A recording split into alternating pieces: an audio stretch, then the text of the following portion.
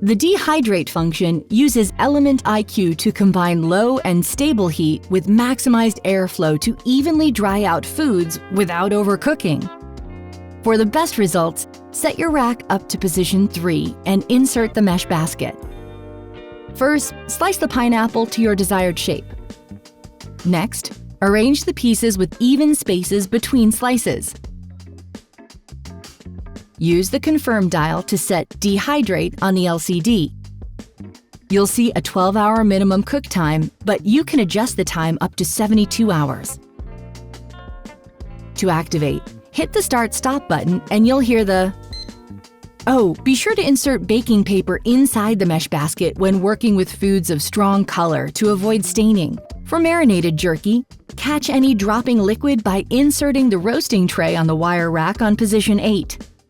You can use the convection button to choose between no convection, convection, and super convection. As you switch between the options, the set cooking temperature will recalibrate to compensate for the convection fan increasing cooking rates. The Rotate Remind feature can also be used with this function, meaning the oven will remind you to rotate your food so that it dehydrates more evenly.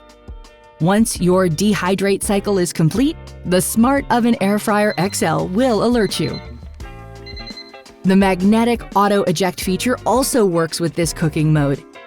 Basically, when the wire rack is inserted into rack position 3 or 4, it will automatically eject halfway out of the oven when opening the door, so you can easily remove your food.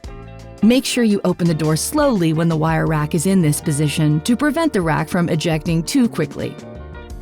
You may want to consider buying some extra baskets, which means you can make more food in one go. The Smart Oven Air Fryer XL can fit a total of 4 air frying dehydrating baskets at one time. You can purchase these at sageappliances.com.